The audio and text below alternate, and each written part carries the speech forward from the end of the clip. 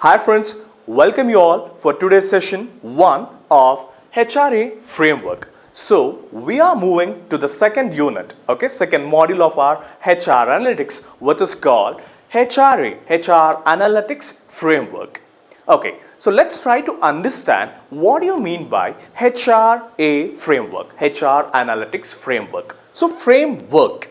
Okay, now we've already defined what is HR analytics. So now what does framework say? How these frameworks are linked to our HR analytics? Okay, so now these frameworks are something which is developed. Okay, they are developed. What we are just going to look is they are the collection. Okay, they are the collection of practices. Okay, or the policies or the programs. Okay, of our HR units.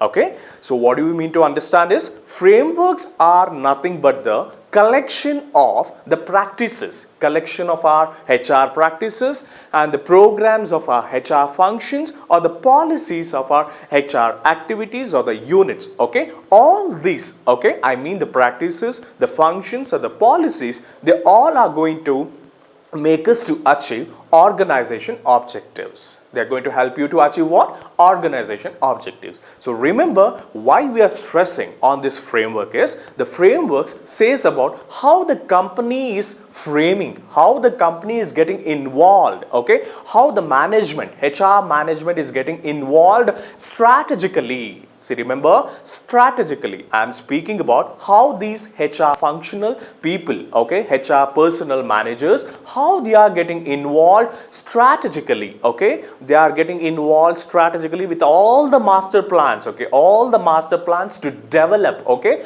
they are going to develop consistently, continuously, okay, they have to develop our HR practices, the programs and the policies. So that we call it as the framework. So why we have to frame this practices or the program or the policies? Okay, why are we framing all these things? Okay, the framing is so required so that it becomes very easy and it facilitates us so easily to achieve organization objectives. So once these practices, the programs and the policies are very clear, very precise, okay, so it facilitates to us to achieve organization's objective.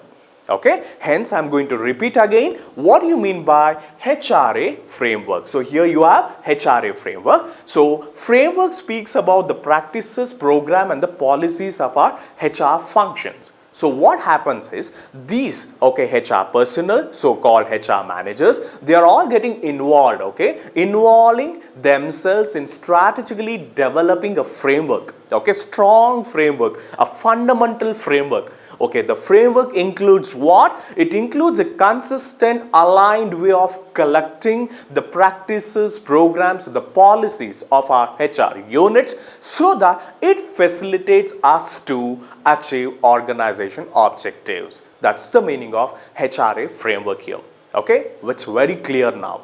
Okay, these framework, therefore, what it happens is there are certain approaches, okay, or a process, what we can say. I mean, these process, okay, these practices or the programs or the policies varies, okay, they varies companies to companies, organization to organization. Because you cannot expect the same thing, okay, for example, if I say a large company, a big company or a small scale industry or a medium scale industry to have the same policies, no, it's not possible. To have the same practices or to have the same program, HR policies, HR program, HR practices, no. Naturally, our HR practices differ from company to company or organization to organization. So totally it's a different agenda, okay, of how the organizations are functioning. Okay, depending on the functional aspect, the HR practices or the policies are also gets framed. Okay, that's the meaning here. And these framed, that is HRA framed thing has to be contributing finally to our organization objective. For that, we require certain process or the approaches. We require what? Certain processes or approaches. So here, approaches, when I speak, we have two approaches, that is the input and the output. So we'll be taking this in the coming few minutes, okay? That is, approaches are inputs and outputs. See, now I'll just give an example now. Is employee engagement a strategic priority of any company? I'm just giving an example. Okay, not only the employee engagement, you can take the retention, okay, or to check the absenteeism or to increase the performance. Any HR units you take, okay, the core areas, okay. So here I am just taking the example of employee engagement. Okay, I am now just taking whether what strategic priority does a company does. And this regarding to this employee engagement also, it differs from company to company. The strategic planning now regarding to this employee engagement, it naturally differs from company to company or organization to organization. So for example, if I ask, okay, HR, if I'm asking a HR person regarding to this question, is employee engagement a strategic priority for a company? Oh, if I am an HR, I naturally give my opinion will be stronger opinion. Okay, and stronger opinion will be there. Yes, it's a strategic priority of any company for employee engagement. If I'm a non-HR person, I don't know. So what I do, I give my rating will be a lesser rating. Okay, if I'm a non-HR, I say strategic priority is not so much important for employee engagement. But it's a false statement. It's a false statement. That's what we are saying. Any HR units or any functions you take, what is important? The framing is very important. Here when I say the frames, the policies, the practices and the procedures, okay, or the approaches or the process we call, okay, those are very important. They're very much important. Okay, so now let's see the approaches. I've already told approaches, okay, approaches to measure our HR analytics frameworks. Okay, here we can classify the approaches into two. We are classifying the approaches into two, that is one is input, other one is output. Okay, now let's see. What do you mean by input? So here I have just written already, this side you have input parameters, whereas this side we have the output parameters. Okay, so now let's see the input parameters, what the input says here. Okay, see now input, what we generally say is something input and output. Okay, the approaches should be two when you're framing the policies or the procedures or the practices whatsoever. You should have both input as well as output. Okay, so now input stresses more on your decision factors. Input is stressing more on what? Decision factors, or it is stressing on our organizational objectives. It is stressing more on our organizational objectives. So now let's see. I'll try to explain what are the things comes when we speak about the decision factors. Okay, so decision factors when I'm speaking, I have to consider organizational objectives, internal readiness, investment appetite, target time frame. Okay, so we are going to discuss the four important factors which comes in the input. So these factors we call them as decision factors, or we call it as organizational objectives. Okay, we can call this organizational objectives also, or the key objectives or the goals. Okay, now let me explain one by one. Okay, the very first is key objectives / goals. Okay, see, when it comes to the objectives or the goals, it's a very most critical question. When I'm asking about the objectives or the goals of any company, because I've already told companies to company it varies, organization to organization it varies. So it's one of the most critical question, okay, which determine our HR journey. When I say HR journey, starting from our reporting, so once you report, what happens? Your descriptive, prescriptive and the predictive. So that is our HR journey, okay, the maturity journey what we spoke. Okay, this is what we see. So in this HR journey, we have to determine a few critical questions. We are determining the few critical questions whether throughout this journey, okay, when I'm reporting something and when I'm describing something, when I'm prescripting something or when I'm predicting something, whether it is answering my objectives, whether it is leading to my objectives of the company or whether it is leading to the goal of my company. That's what I said. The critical questions, the most critical questions is one is to understand the objectives of a company. Okay, now objectives are very problem specific. Remember, objectives has to be a problem specific. Okay, problem specific means what? We do take our HR units, okay, HR activities. In our HR units or the activities, you've got various problems arising. In the people data, you have various problems arising. Okay, and those problems has to be specific and ongoing. It has to be ongoing, continuous one. Okay, for those ongoing specified problems, okay, whatever we see in the people data, okay, we are giving a solution for those problem. We are giving what? Solution for those problem. Remember, we are giving a solution for those problem. Okay, and those problem, okay, whatever we are redressing the problem by giving a solution, we have to ensure those solutions are effective and efficient. They are very effective and efficient to a particular problem, and the solutions are also efficient effectiveness, so that what? The workforce, to the workforce or to the HR process. And this is a continuous improvement. Okay, whenever you are just organizational objectives, when you're speaking to the achievement of my goal of an organization, achievement of goal is always a continuous process, continuous improvement and continuous process, because we do see in our routine jobs or the operation jobs in our HR units, lots of problems will be coming. Okay, for those problems we are coming with a solution. Better solutions will always come with a better solution. Okay, when we are coming with a solution, we have to ensure that those solutions are effective. Effective is they are giving good results. High goal attainment is there, high goal attainment. Efficiency, whatever the solution you're giving, whether it is like a waste free, okay, whether it is so that the resources are all managed. Okay, that way we are giving. So finally, what we have to understand then this input, because input I've already told, it's a decision objective, it's a decision factor. Okay, decision factor when I'm speaking, when it comes to the organizational objectives or the key objectives or the goal, please ensure that most objectives are the most critical questions where you have to determine in your HR journey, okay, or your HR activities, and you have to see those objectives are problem centric or problem specific or ongoing. Okay, once this is determined, you are giving a solution for those particular identified problem, and those solutions will be very effective and efficient, okay, for both workforce as well as for the HR process. Okay, and this is a continuous process and the continuous improvement process. Wherever we try to find we can improve it. So that's a wonderful explanation for here. And now coming to the internal readiness. Internal readiness. Yes, of course, if I just want to achieve my goal, okay, or I want to meet my objectives or to meet my goal, I have to have internal readiness.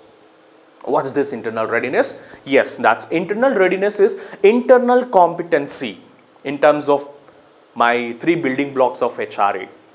Remember, we discussed what are the building blocks of HR analytics.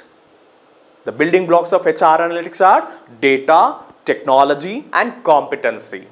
Data, technology and competency. That is what I am seeing. I am ensuring that internal readiness is having my building blocks of HR analytics. I am thinking that internal competency in terms of people, whether my people internally are very competent. When I am speaking about input decision factors, I have to ensure that my internal people are competent people. And technology, data and my stakeholders. I mean, when I say the people, data, technology people speaks both internal stakeholders, external stakeholders. Are they ready? That's I see. Okay, and next one is investment appetite. Okay, investment appetite is what I see is this reflects organization's investment in building blocks. Investment appetite. So here internal readiness is organization should have the 3 building blocks: people, data, technology. Okay, once they are ready with these 3 building blocks, then have to ensure that investment appetite. Are the companies, are organizations are investing, okay, are they investing on these 3 building blocks? Companies are ready to invest on people, company are ready to invest on technology, company are ready to invest on what? Data. So that's the questions arises here in the investment appetite. So that's one of the thing.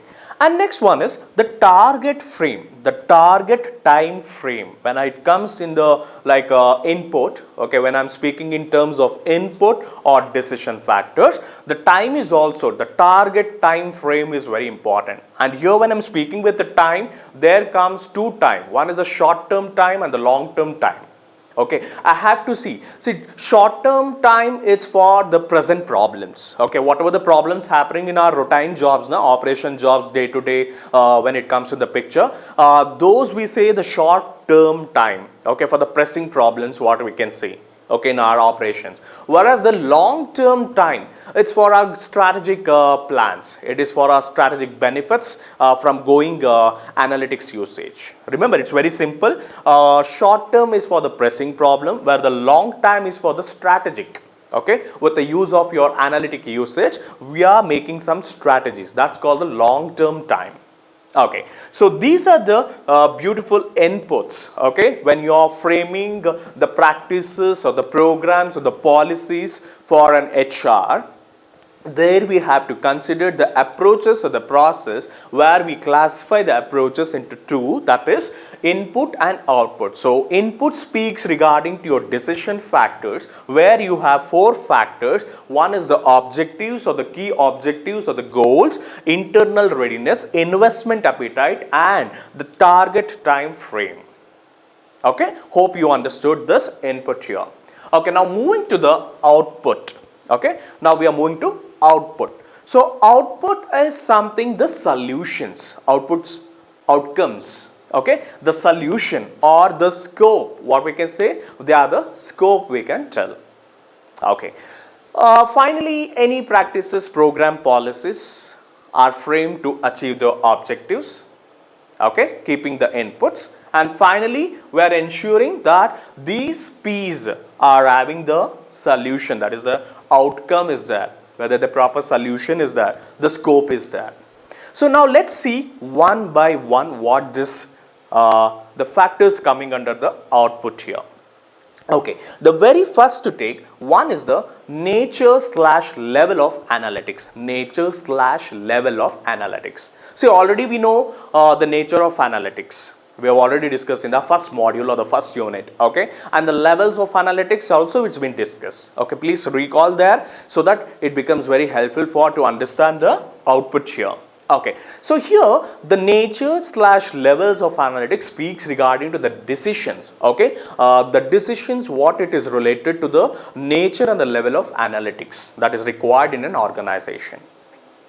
Okay, so decisions in terms of the nature and the levels, what kind of decisions we are doing, that is the meaning speaking here.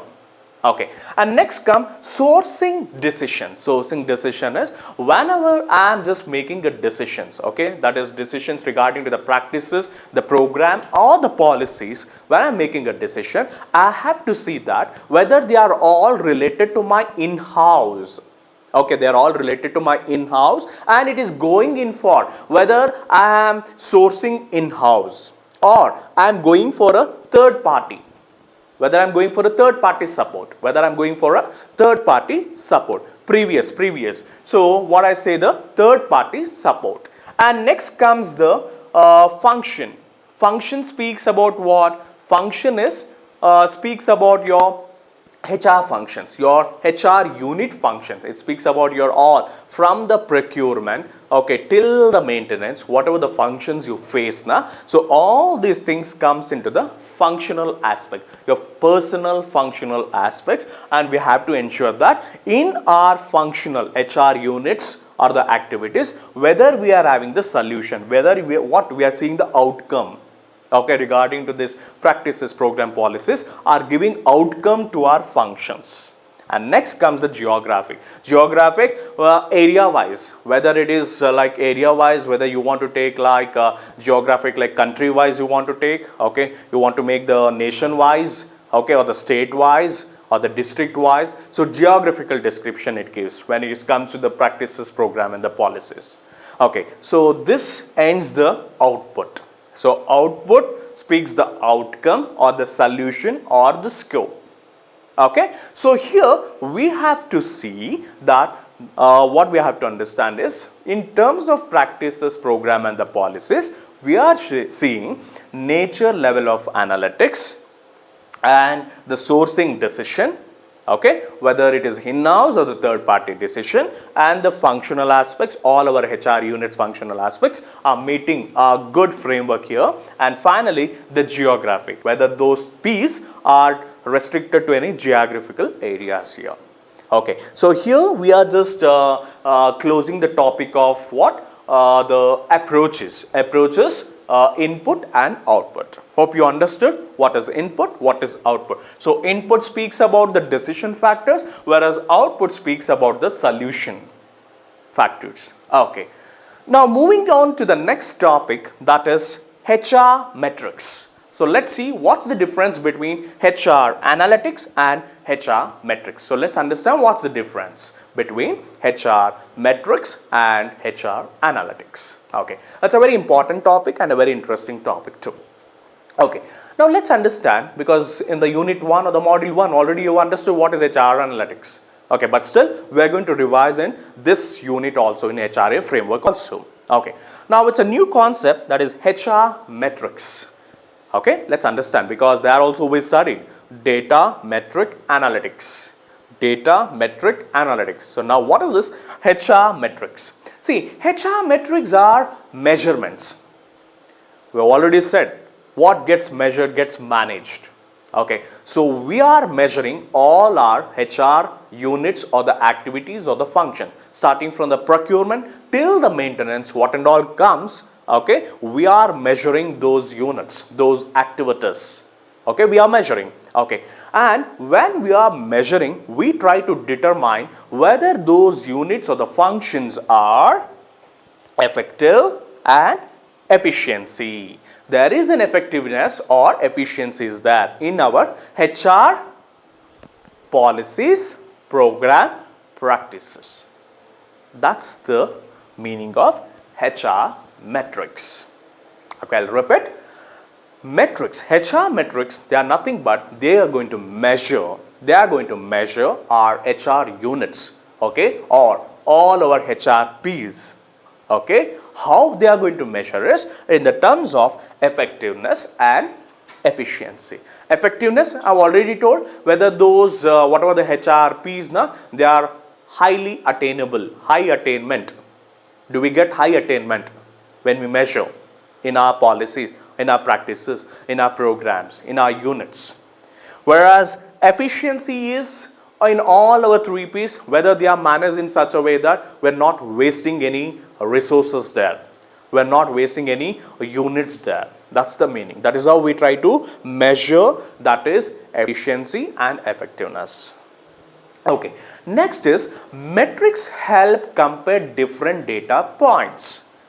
When you are saying metrics, it's naturally going to compare the different data points. See, now data, I told you, data metric analytics. So data, what it's saying, attrition is around 14%. Okay, attrition is 14%. Whereas my metric is saying that there is an attrition every year of somewhere around 3%. So metric is telling me 3%, every year there is a 3% of attrition. Whereas my analytics, when I bring the analytics, I am getting an insight that in coming years I can have another 4% or 3% of attrition. I am going to have another 3% or 4% of attrition. So that's what I mean here. Metrics, when you take any HR units, it's going to compare the different data points and give us the answer.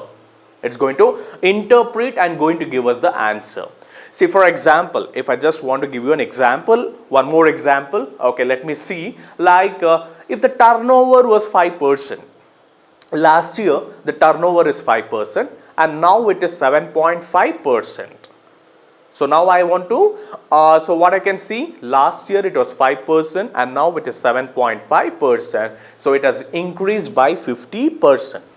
Has been increased by 50%. So that's my metric says. So I am measuring what? I am measuring the turnover.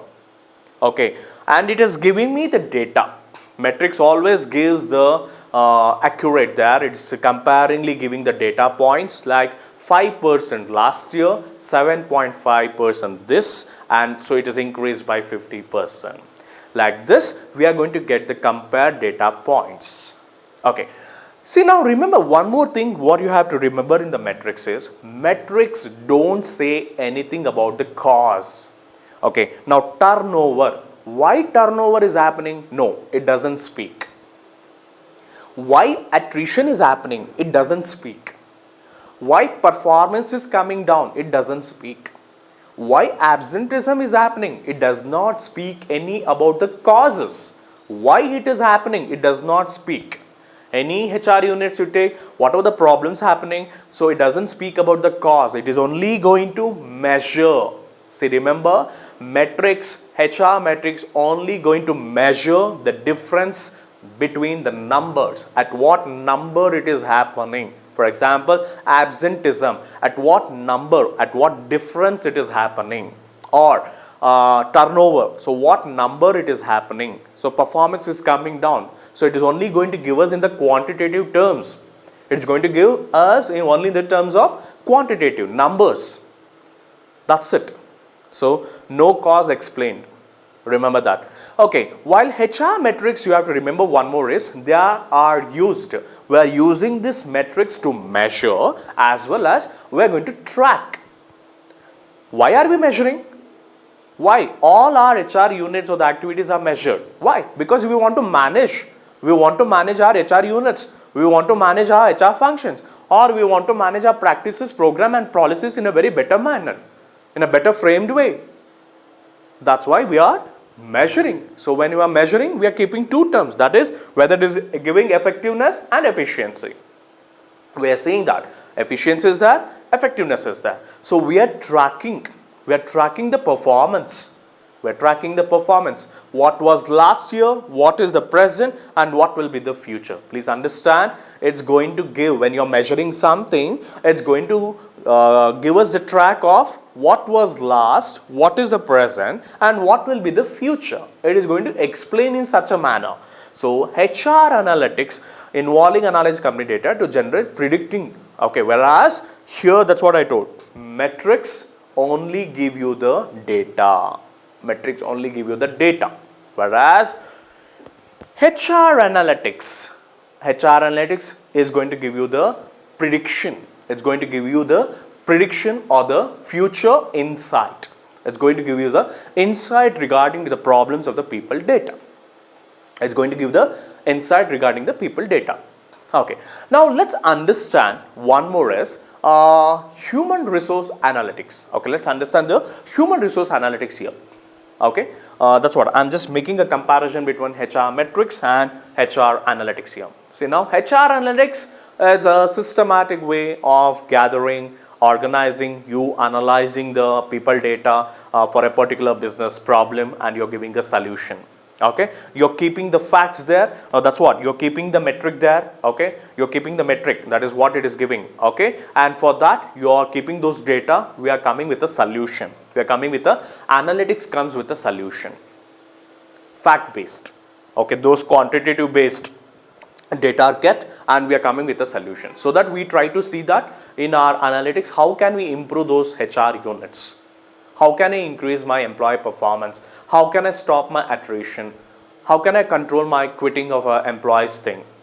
All this thing. So here what I'm trying to say is I'm making to ensure that all my HR units or the functions are betterly managed with analytics. What this data, the metric is giving, keeping this data, metrics data with the help of analytics, I'm trying to see all these HR functions or the units are managed so that I have a good return on investment. I am having a good return on investment, ROI. Yes, of course, today all our HR units, they have been measured. They have been measured in the terms of what? Money.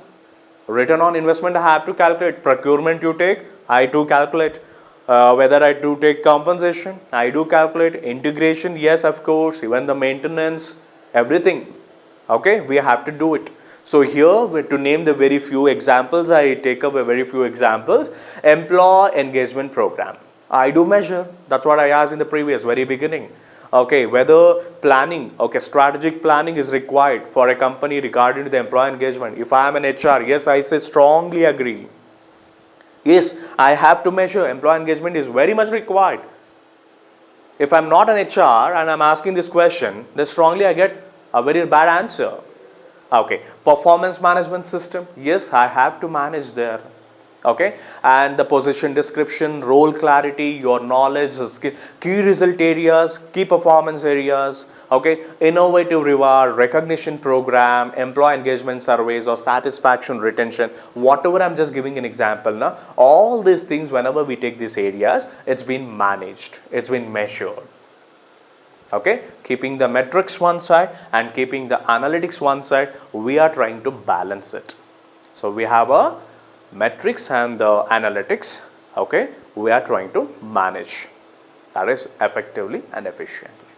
Okay, now traditionally in HR, okay, traditional, I'm speaking about the traditional. I've already told the decision, most of the decisions were based on softer aspect. Okay, emotional aspect, people used to make decision, but now it is all based on hard numbers. Okay, so the measurement we used to use earlier na, when it in terms of HR, when I take, or the measurements were done only in few areas like salary and benefits. Very few HR units, only the measurements were done. To take one such example, it can be your payroll or any composition benefits only we used to measure. Whereas as the progressive happened, okay, as there are lots of eras coming into the picture, and I said we are into the digital, that is a digital era, industry 4.0, which is demanding the analytics in all the operating areas. Okay, so these progressive companies now, what they're doing is they are now using this metric. They are using this metric, okay, for measuring all HR output, all HR units. They are taking the HR metrics to measure our HR units. Okay, hope now you understood what is HR metrics and you understood what is your HRA here. So we saw the differences here. Whereas the metrics speaks about, it's only going to give us the measure. It is only going to explain the measures, or it is only going to say in terms of what? Effectiveness and efficiency. Whereas analytics, and it is also not going to tell us the cost, no. Whereas analytics can tell us the costs. For example, if I say more people are leaving, why? Because analytics will say me that because of poor leadership quality. That's what we said. Metrics only measures. It is not going to tell anything about the cost, but the cost factor can be said in the analytics. It gives you the answers, it gives you the reasons that. So that is what it has been said here. Okay. Hope, I think you understood the metrics as well as you understood the HRA measures here. Okay. So now before moving to the next concept, that is the benchmarking. What is this benchmarking? So benchmarking also we have studied in your TQM classes, total quality management. When it comes, you have already studied the TQM here. So now we are going to understand the benchmarking in two terms. One, you have to understand generally what is benchmarking and what is HR benchmarking.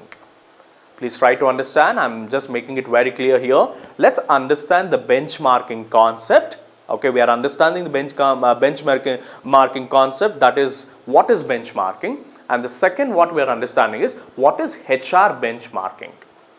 Okay, now let's see here. See, benchmarking, generally we are trying to understand what is benchmarking. Something I'm just comparing my standard. Okay, where do I benchmark when I'm comparing with my other companies? Where do I stand? Where do I stand with respect to other my competitors?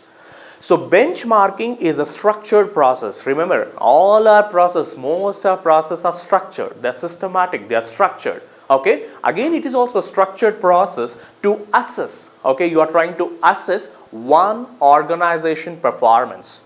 We are trying to assess our performance, organization performance against a group of companies, against a group of organizations, or with our competitors, and we are seeing where do we stand, who is better, who is much better, where are we lacking, what are strength, what are weakness. Okay, so to establish a reference point or the best practices, in terms of the best practices, that's what we say, because we are speaking about the practices, program and the policies. If you want to make a strong HRA framework, if you want to have a good HR analytics framework, This has to be very stronger. Your practices, your program and the policies always should be differ, and they should sound better when you're speaking in terms of the competitors or the different organization. Okay, that is why we are trying to understand the concept called benchmarking here. Okay, so benchmarking is what? It's a structured process where you are assessing your own organization performance against the group of other organizations or the companies or the competitors in order to establish the best practices. Okay, and next is the goal of benchmarking. What is the goal of benchmarking? See, the goal of benchmarking is you're identifying potential areas. You're identifying the potential areas where you can bring the improvements, where you can bring the development, and so that you can implement and you can see the better outcome. You can see the better outcome or the solution. Okay, because we ultimately want to see the objectives or the goals met. Keeping all these things, we want to see the outcome here. So that's what I mean. What we are doing is we are taking all our HR units, okay, procurement, okay, then tool, the maintenance, okay, we are taking all our areas and we are benchmarking those HR functions. We are benchmarking those HR units or the areas where we want to see the improvement, where we want to improve those areas, okay, and finally we are implementing and we want to see whether we are into the trend. We are seeing the trend techniques. That's the thing here. Okay. And organizations should always benchmark. I'm speaking in terms of benchmarking. Okay. But I take an example. I took an examples of HR here. Okay. Here, benchmarking, always, when I say commonly, organization benchmark what and all, like cost. They try to compare the cost with other competitors, other organization with their company's cost, or the quality. What are we giving? What the other companies are giving. So quality we try to compare, or the process. What is that process in the manufacturing or in producing some product or the services? What the competitors are having the best process, or the financial way of utilization of the budget, human capital performance. Okay, like this, few areas we try to benchmark. Organizations are benchmarking. For example, like what I said, cost, quality, process, finance, or the human capital. General way of benchmarking.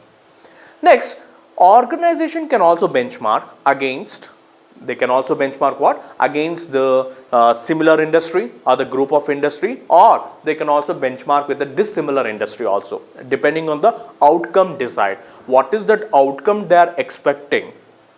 Okay, there is nothing wrong. Remember, there is nothing wrong in comparing or understanding the other company. There is nothing wrong. We have to benchmark. Okay, we have to see what is that other company practices. Okay, whether it can be similar industry or a small industry or what's the industry, but if you want to have a better outcome, when you are speaking in terms of outcome, you have to benchmark with yourself where you are. Okay, that's the thing here. So hope you understood what is benchmarking here. Okay, so now let's understand what is HR benchmarking.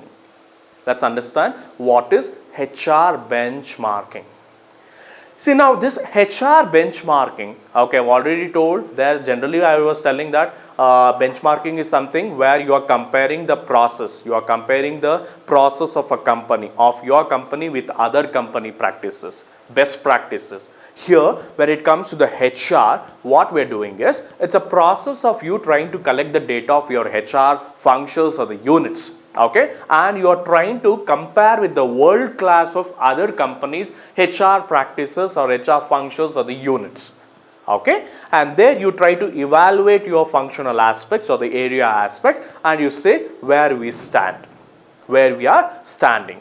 Okay, and here again when we do this kind of benchmarking now, we can try to minimize the cost, the financial investment, or leveraging the corresponding workforce, the productivity, and respect to the peer companies. All these things can happen. Remember, all these things can happen. So similarly, what we say is HR benchmarking is a process. What we can say is it's a HR benchmarking is a process which has been used, okay, which has been used in order to compare the similar characteristics across organizations in order to identify the milestones. In order to identify the milestones, where when you are benchmarking, your HR benchmarking, what we are doing is indispensable tools. It is indispensable tools that organizations can use to measure. Okay, we are trying to use to measure the HR finance investment or the leverage corresponding or the workforce productivity or with respect to the peer companies. Okay, so now I think I'm just concluding the session of today's session 1, okay, session 1 of your HRA framework, HR analytics framework. So here we try to speak and we try to understand what is your HR analytics framework speaking all about, okay, and approaches. We have 2 approaches here, input and output, and we try to understand the input and output in terms of the factor wise, and then we spoke about the HR metrics, how HR metrics is differing from your HR analytics, and also we try to understand the one more very important concept, that is benchmarking in the terms of what is general benchmarking and what is HR benchmarking. Okay, so thank you very much.